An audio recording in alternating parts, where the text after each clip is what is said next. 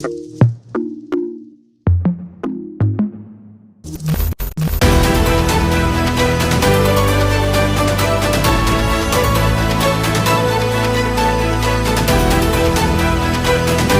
back, Broncos. This is Tapia. And this is Luke Frantz. Welcome to the Poly Post Now, serving you the most leading news now. For this week's news headlines, less than a month after a mass shooting at a dance studio in Monterey Park, CP students are shaken up by yet another deadly mass shooting in America. This time at Michigan State University, where a gunman opened fire, killing 3 students and leaving 5 critically injured before dying from a self-inflicted gunshot wound.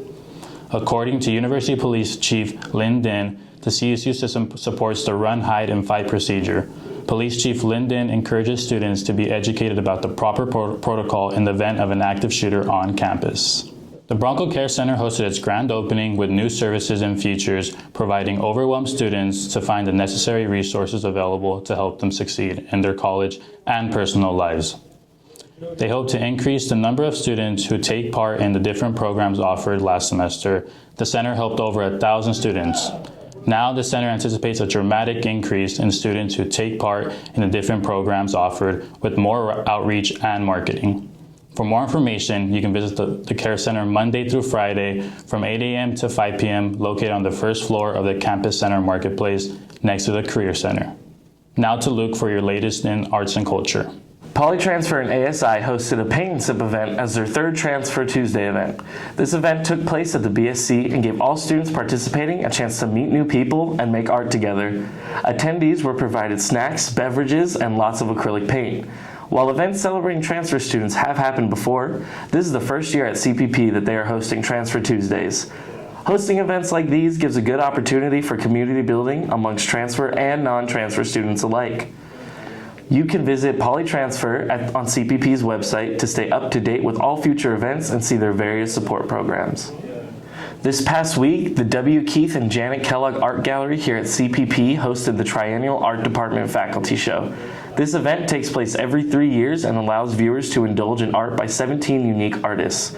The artwork within the gallery spanned multiple mediums as viewers could take in everything from sculptures to neon. The goal of the exhibit was curated to get the viewers to feel something when walking through. The different themes in the gallery ranged all the way from nature to pop culture and was truly a sight to behold.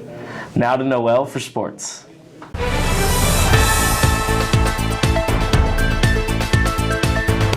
Welcome back, Broncos. This is your Poly Post Now Sports Recap. I'm your host, Noel Sanchez, and here's this week's rundown. To kick things off, I would like to recognize our men's basketball team on yet another great season. They took a heartbreaking loss on a last-second game winner against Chico State on February 5th, but battled to the end in a game that saw the lead change 7 times. However, the future is bright for Bronco Hoops as they have a lot of young talent returning, including freshman Derek Claxton, who scored over 200 points this year. But don't worry, if you are a basketball fan like me, you can still watch the women's basketball team when they face off against Chico State on March 2nd in the first round of the CCAA tournament. The Lady Broncos look to handle business once again as they're coming off a win against the Wildcats last Saturday that saw Ciara James, Erin McFarland, China Cochran, and Katie Bolden all celebrated on Senior Day. And next up, we have track and field, which actually just kicked off. Right before the season, both the men and women's teams were voted to finish first place. After this year, due to winning CCAA championship titles last season for the first time since 1998. We were able to get our first look at what the men's team has in store at the Mount Sac Kamaka Invitational. Gabriel Zapata finished first place in the 110-meter hurdle and the pole vault, while Gavin Haynes solidified a number 17 rank in the nation in the high jump. And finally, we'll be ending things off with our baseball team. It was looking like batting practice for the Broncos when they took on Biola February 21st and won 9-3. They had 12 hits total in the Cuss, got an early lead, and never looked back. They were looking to carry their winning spirits into a series against Sonoma State, but the weather had other plans. Due to rain and even some snow hitting Southern California this past weekend, the games were canceled and the Broncos are 8-1 so far. You can catch them suit up against Cal State East Bay on March 3rd. Keep up with all things Bronco sports at Bronco Athletics and stream games on the CCAA network all year long. Back to you, Daniel and Luke.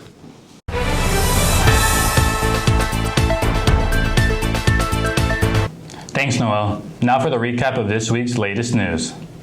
Student fear surge after the Michigan State University shooting.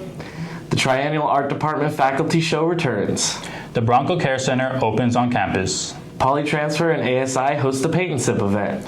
For more information on this week's news, you can head to thepolypost.com. This has been Daniel Tapia. And this is Luke Frantz. See you again next time for another 5 minutes of Poly Post Now.